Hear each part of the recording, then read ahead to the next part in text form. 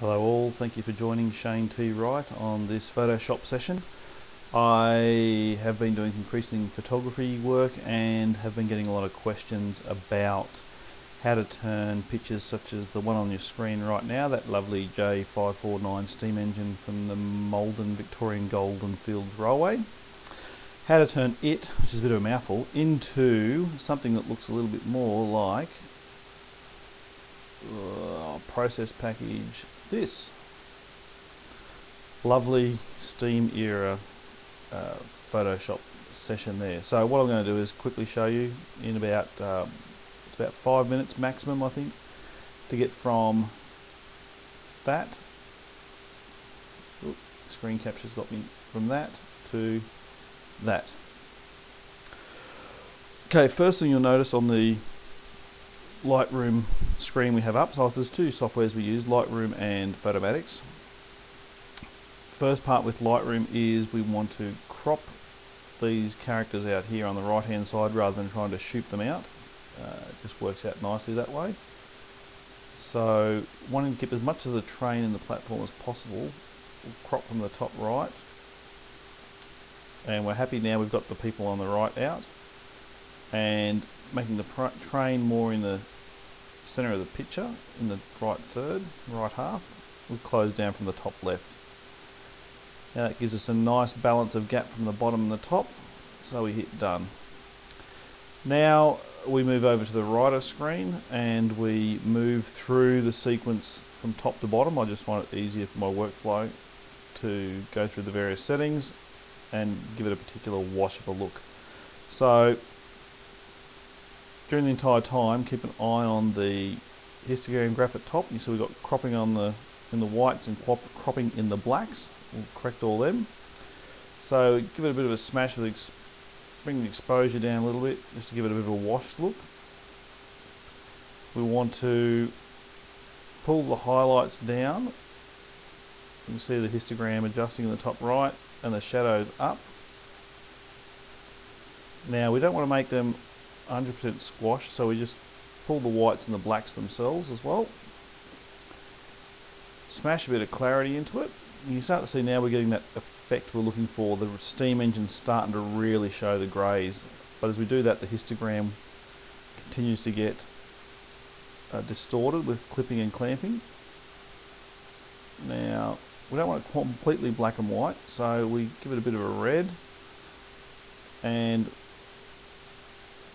just a smidgen down on the saturation. Now once again you'll notice the histogram has got some clipping and clamping, so just give a bit more of a pull with the overall height. You notice when I give the shadows a tweak that it does also push up the whites, so just got to be careful with that. So now we've got the overall composition of what the final product is going to look like. Let's just bring it up as a reminder. Starting to look like this, okay? So if we go down the Lightroom aspects, we're not going to use the tone curve, we're going to use that in Photomatix. It's just an easier tool to use. There is some benefit to be had. I personally like to adjust the luminance and the noise reduction a little bit. I like to bring it up to around about the mid-40s, mid-50s. And we can see the extreme there, we've got the little preview window. If we go luminescence 100, smooths it all out, it looks flat, I suppose is the word I'm looking for. Crank it back to 0 and it looks dirty and streaky, which is fine, but I just want to, if you notice on the preview window, which is like a ×10 where my mouse is right now, it's just that little bit too grainy for the regular eye. So I like to pull up to about, in this particular shot, about 40 and run it through. Histogram still smooth. Now some people, I don't want to do any lens correction. I do have it set up that I could do it for my Canon. By the way, this was taken with the Canon 600D, and I've recently purchased a 6D full frame lens to use in the future with a Rokinon 14mm ultra wide used in this shot. So post cropping, most people would simply go for the vignette here, but as we can see on the left hand side, the steam gets an unusual colour and body and feel, and it pulls your eye to the left. So we're going to reset that for 0 and use it in Photomatix. Okay, so we've got the basic composition right. We will now export that to, and I've got it here in preparation already. We're going to send it to the same folder, trains for YouTube, JPEG at 100%. Out it goes. So we watch that in the top left, and that file is now being generated.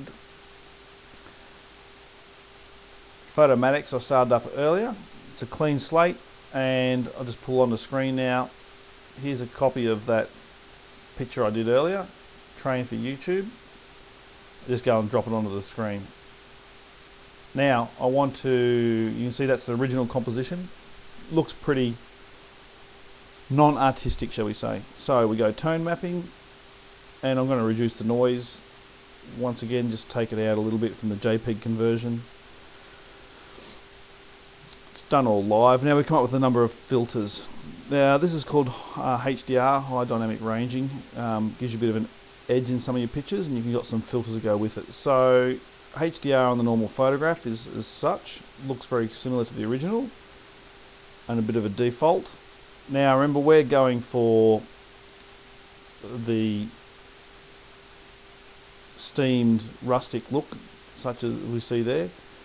Now that was actually created using one of the masks, such as this Painterly 4, or it's a bit too exaggerated for my liking, so I went more down for Painterly 3. And you can run through the whole lot and get a bit of a feel for it, so you now get an idea of where, you know, going right out to surreal, some creative filters, which is nice. Depends on what you like. You know, it's up. Beauty is in the eye of the beholder. So we've got an old style monochrome, black and white photography. As you can see, that's a bit blown out, so you wouldn't probably use it, but black and white artistic pulls it back a little. I personally like the Painterly 3, which is the screenshot that everyone's been curious about in the last week or two. You notice on the, oh, I haven't been showing you, sorry, there we go. There's a histogram on the left.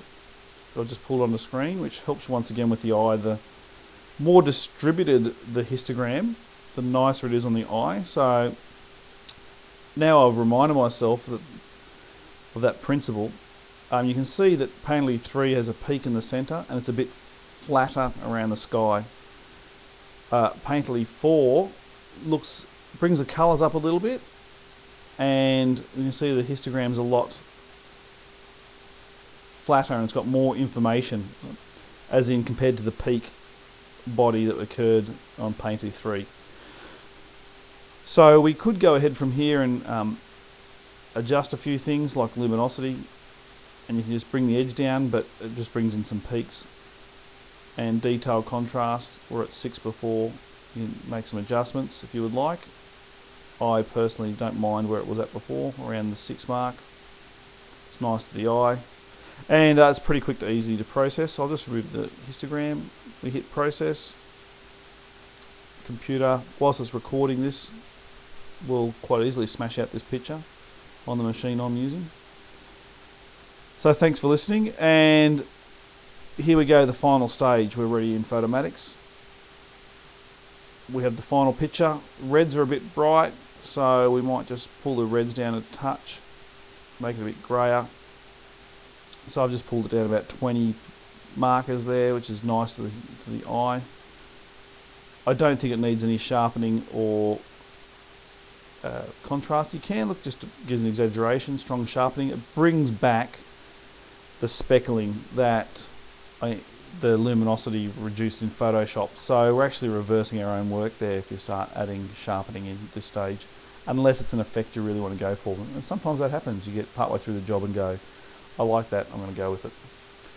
Okay, so I've just toned down the red there, and I'm looking at this spot over here. Jamie, you know who you are, you've highlighted this to me in the last couple of days, so I might just try and pull it down by hand a little bit, pull out a bit of yellow. No, I might have to go back in and dodge it if I really want to. We just pull down the general colours a little bit.